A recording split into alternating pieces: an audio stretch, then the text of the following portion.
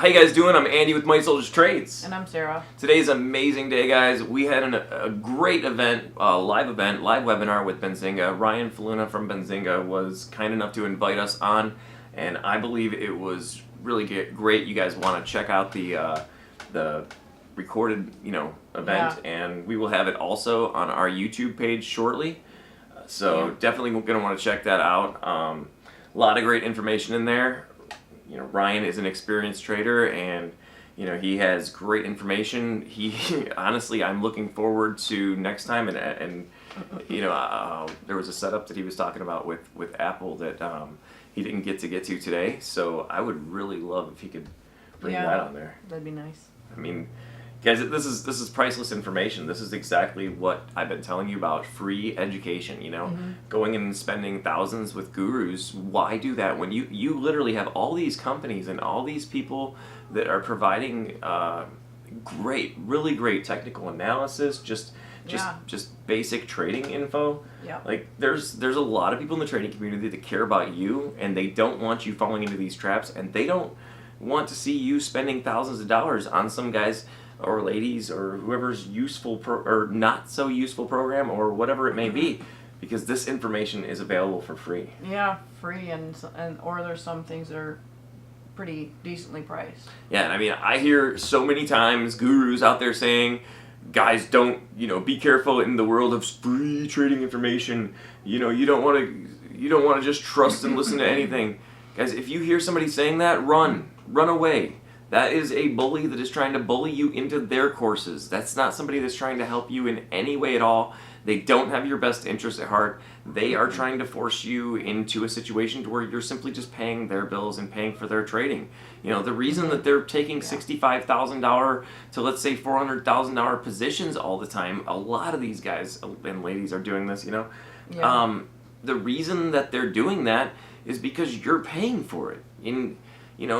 It would be, I guess, so easy to be a trader if somebody was always filling up your account. You could even be a gambler and lose endlessly, and you're still good because you got all these new traders that want to make a life for themselves and get freedom, and that's what we're here about.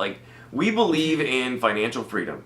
We believe in passive income to the point where, I'm not advising you guys financially or to buy and sell anything, but what we believe around here is that our end goal is that we do not buy any of our wants or even our needs with any of our dollars for hours or monthly income at all. We want our passive income to be able to afford us any of our needs and our wants. That is our end goal. That's our end result. And I hope and pray the same thing for all of you, that you can meet that end one day. Because let me point out something. For example, what do we normally do? We say, okay, I need a car. So the first thing you do is, I need a car. But Mom, I have to get a loan because, if not, I'm gonna have a junky car, and then I don't want to break down because work is here or whatever, and it's too far, and it's in the middle of the country. I don't know, whatever it is, whatever your reasons are. I'm just making stuff up right now. But then the next thing, I need a place to live. I need a house, So what's my first goal there? I get the house. Maybe I refinance the house because now I got to fix the house up and make it look the way I want. So there you go. Another thing that I'm not even putting my dollars, well, I guess it is my hours for dollars into that, my income, but because you're using your income to pay that bill. But I mean, really, it's worse because, you're using credit to pay it. Now, and then I want to have a house paid off. And then I need a roof, so I want to have that paid off. I don't want to have financing on that. Flooring, roofing, siding, driveway, hot water tank, heater, air conditioner, AC unit, whatever. All these different things. It's a never-ending game of need, want, credit. Paying with the hours for dollars and never achieving freedom. And what I'm talking about over here, and like I said, I'm not advising you any way financially. Do not take this as financial advice. But what I'm talking about for us over here is a paradigm shift. A way to where instead of focusing on taking our hours for dollars or our income, whatever it is, your weekly, monthly, annual income, whatever it may be, instead of taking that and I mean, basically, instead of just taking credit in general to do these things, taking that whatever equity we have, putting it into viable assets, long-term investments in the stock market, very good swing trades in the stock market, intraday trading, growing our accounts with intraday trading and growing our knowledge and our experience as well. Real estate, commercial real estate, residential real estate, multi-family units, the list goes on and on. I just heard one the other day.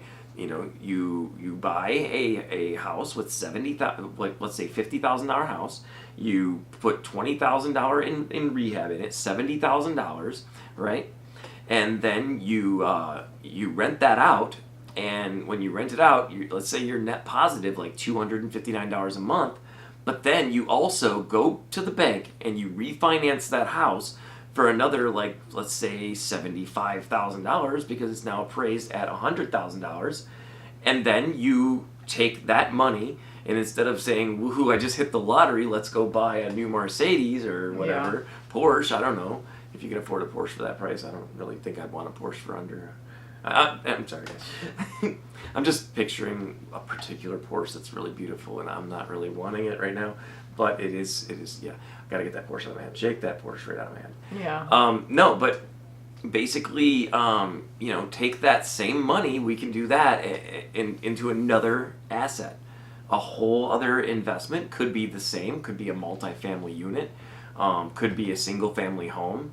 Multifamily units, they're better for risk management, risk to reward, because now you might only have to have 50% of your occupants in order to keep yourself net positive on that, Or like us, we bought our house at the dip of the market.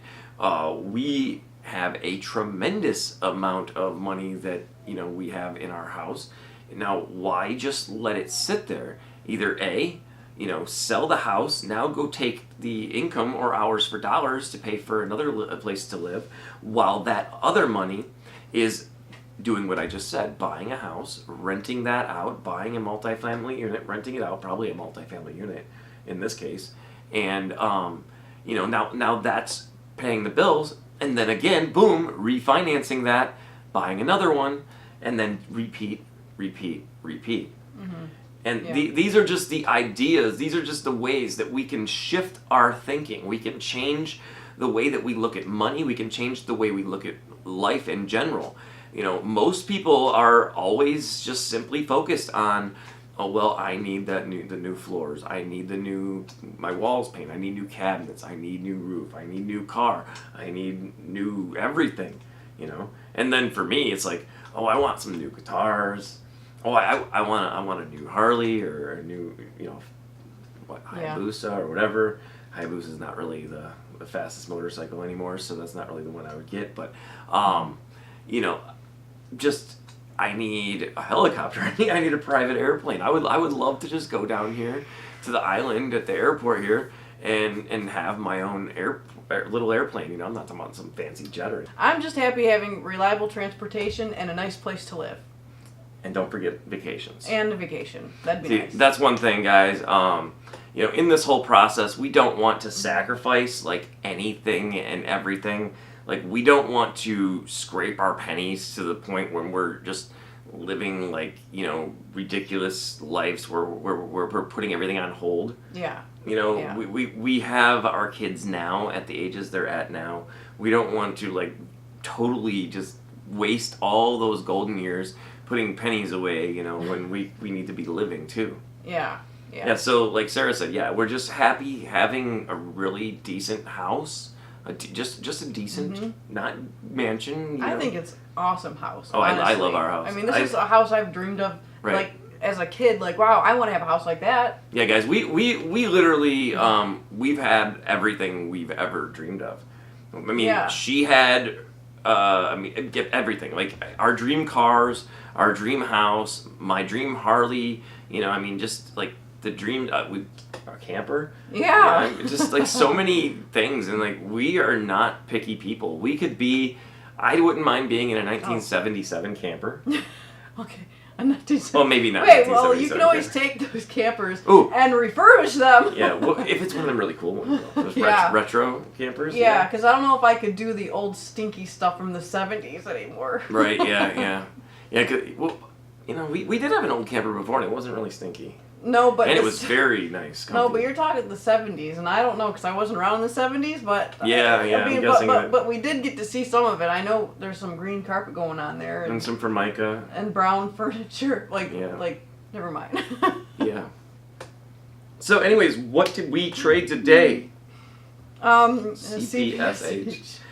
CPSH. Everything today was precarious at best. You know, yeah. everything looked like it was like teetering. I looked left on the charts, and most of this was trading like a barcode. DGLY, I wouldn't even touch it because first of all, I've traded DGLY before. Second of all, it looked like a barcode. You could tell there was high control on this play, you know, from the start. So I'm so glad and thankful because that thing crashed down. Whoever touched that, whoever bought that, you know, I am so sorry. Yeah. This is one of the things that we talk about, you know, in the stream we talked about this. You got to think about who's in the room with you. You got to think like when you're going into a store, like a big store, you know, big grocery, whatever, one of the superstores anyways, has everything. And you're like the only one, or there's several of you that are shoppers, normal retail shoppers, and you have like a bright orange vest on.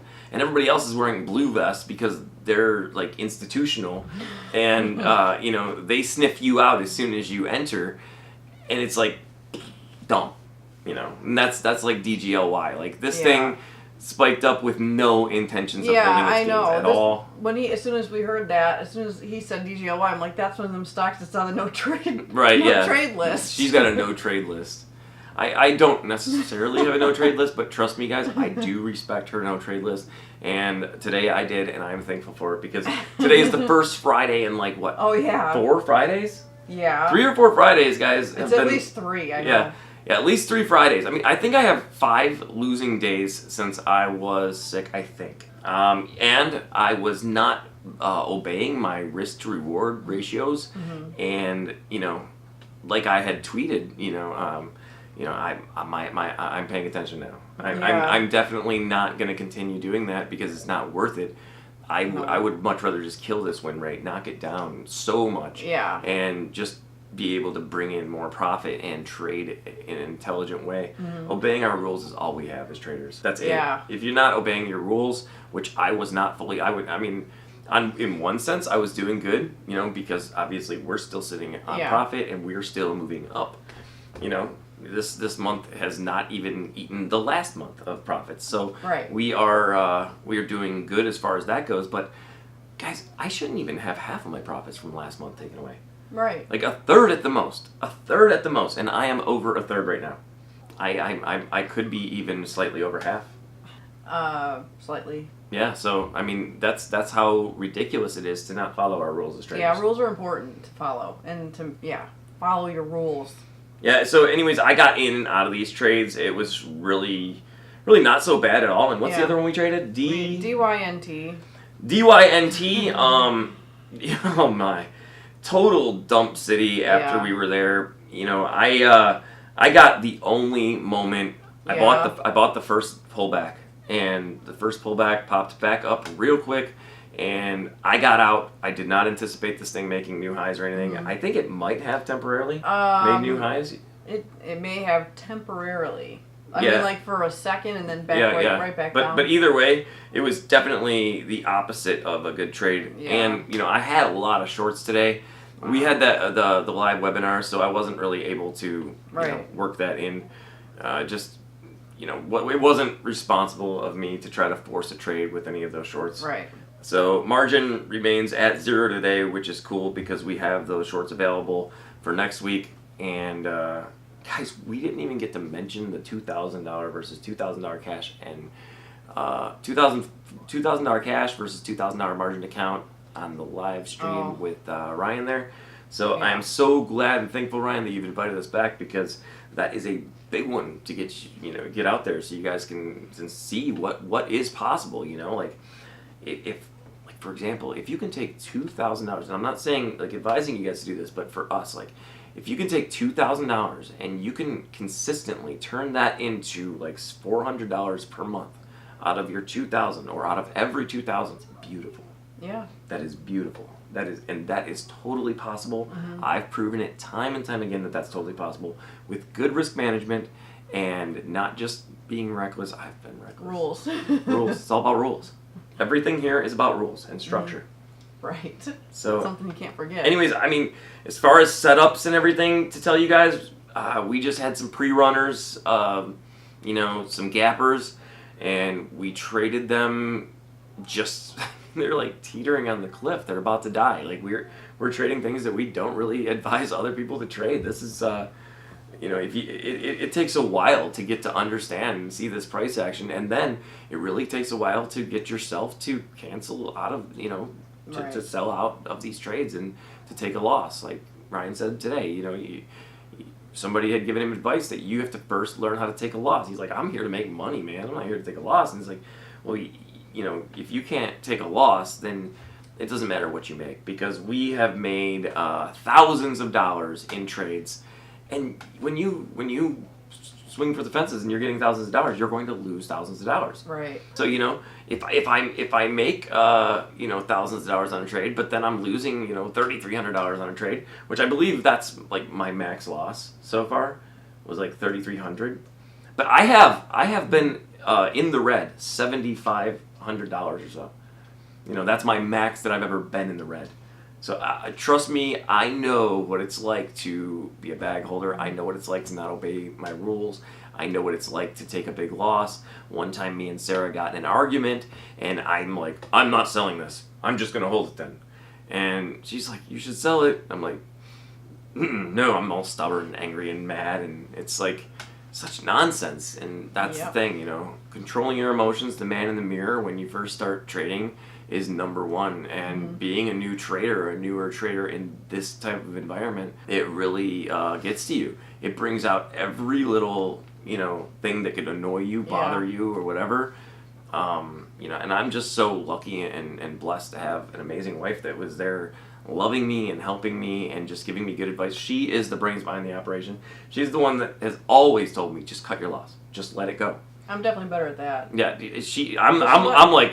I'm like the dog with the bone. I'm willing to die with the bone in my mouth sort of thing. And she's like, just cut your loss. It's better just to cut it. You can come back, live to fight another day. You know, just cut the loss. So if you guys ever wonder, you know, why we're even still here and why we're doing good and why we're profitable, it's this lady right here. She is the reason. You know, I'm the guy that can handle the stress, you know, like a rally driver in these super fast low floats and you know, price spiking on heavy volume type trades. And she's the one that's just like, you know, it's not worth it. We just broke this chart pattern, let it go. You said that if it crosses the 65 that you're out. Okay, let it go. And I'm just, every day I'm trying to listen to her more and more because she is the real trader around here. So anyways, guys, that is long-winded, whatever, bunch of everything. Oh. Very ADD on this one. Didn't trade much today, so there was. Yeah, we didn't really trade much today, but we had an amazing day. And again, thank you guys at Benzinga. Thank you, Ryan, for bringing us on.